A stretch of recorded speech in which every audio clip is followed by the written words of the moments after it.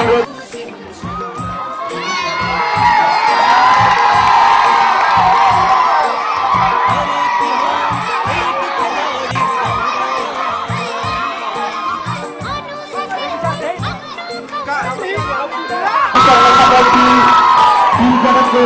लगातार ह्याट्रिक गर्न सफल आयोजकको हृदयको टिम मनोकामना रातोका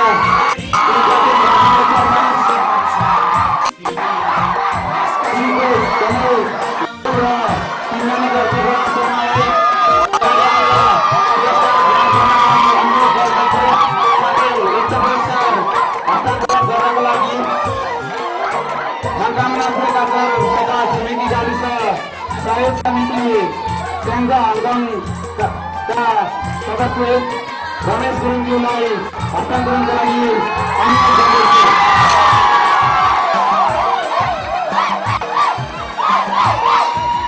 प्रथम पुरस्कार नगद रु 25,000 र यो रविरहेको छ भइरहेको छ।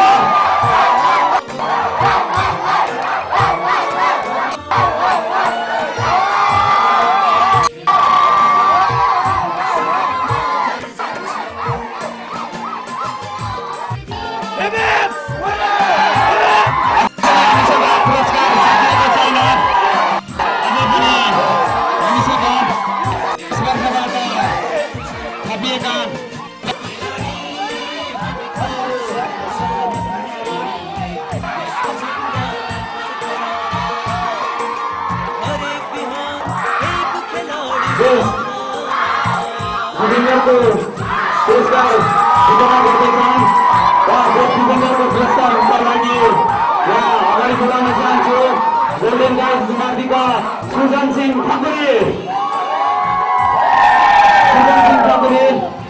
अगाडि आएर बेस्ट डिफेन्डरको पुरस्कार ग्रहण गरिदिनुहोला।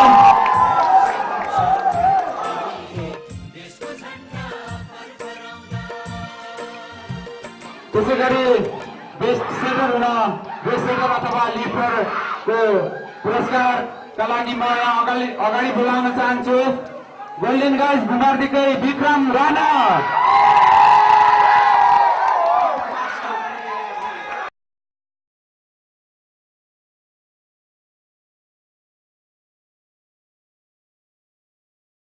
का लागि म यहाँ अगाडि बोलाउन चाहन्छु देवाली युवा क्लब गरिसाका विशेष ब्लगरको पुरस्कार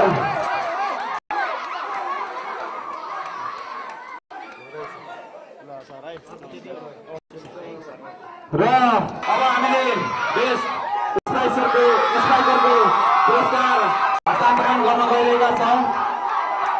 आजको हाम्रो कार्यक्रमका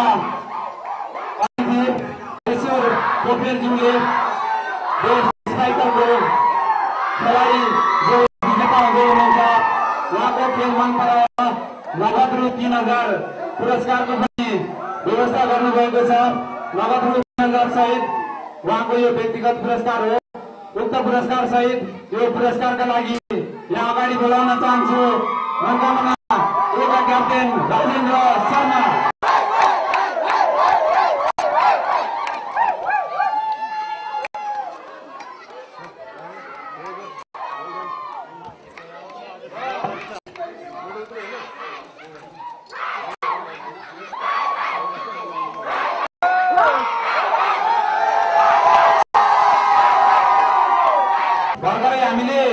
उत्कृष्ट हुन सफल खेलाडीहरूलाई पुरस्कार वितरण गर्यौं र यहाँ सम्पूर्ण 20 टिम मध्येबाट 20 टिमका सबै खेलाडीहरूले आफ्नो खेल कौशल तपाईहरुले सकेसम्म आफ्नो मेहनत बुद्धि परिश्रम अभ्यासले भ्याएसम्म प्रस्तुत गर्नुभयो र आफ्नो उत्कृष्ट खेल कला देखाउँदै सर्वोत्कृष्ट खेलाडी अर्थात बेस्ट हुन सफल हुनुभएको छ।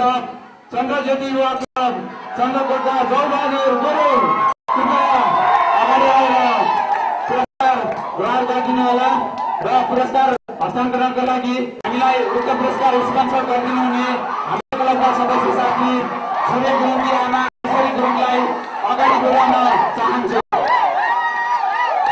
ऐश्वरी गुरु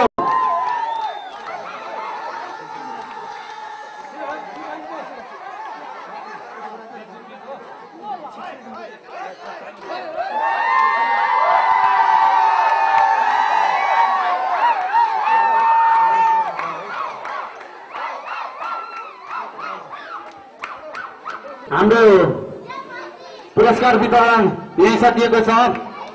पुनः अर्को वर्षको दशैं पूर्णिमा मेलामा भेट हुने भएको सहित कार्यक्रमलाई औपचारिक रूपमा समापन गर्न कार्यक्रमका सभाध्यक्ष कमल गुरुङलाई यो माइक्रोफोन हस्तान्तरण। आज मनोकामना युवा क्लब 1 र 2 ले आयोजना गरेको विविध सांस्कृतिक कार्यक्रम तथा भलिबल प्रतियोगिताको प्रमुख अतिथिज्यू साथै यस भलिबल प्राङ्गणमा उपस्थित हुनुभएको सम्पूर्ण महानुभावहरूमा म लगायत मेरो बेलुकाचोट मनोकामना युवा परिवार 1 र 2 बाट हार्दिक स्वागत तथा न्यानो आह्वान गर्न चाहन्छु। विगतको वर्षहरूमा झै यसपालि पनि यस मनोकामना युवा परिवारलाई आर्थिक भौतिक र नैतिक हिसाबले सहयोग पुर्याउँदै आउनुभएका सम्पूर्ण दाताहरूलाई यस मनोकामना युवा क्लबबाट हार्दिक धन्यवाद र आभार टक्राउन चाहन्छु। यसरी नै आगामी वर्षहरूमा पनि हामीले यसरी नै हाम्रो कार्यक्रमलाई सफल पार्दै र कार्यक्रमको आयोजना गर्दै जानेछौँ भन्दै आज यस कार्यक्रमको समापन म यही गर्न चाहन्छु। हस्, धन्यवाद। पुनः फेरि अर्को वर्ष भेटौँला। विजय दशमी तथा दीपावलीको शुभकामना, मङ्गलमय शुभकामना। हस्।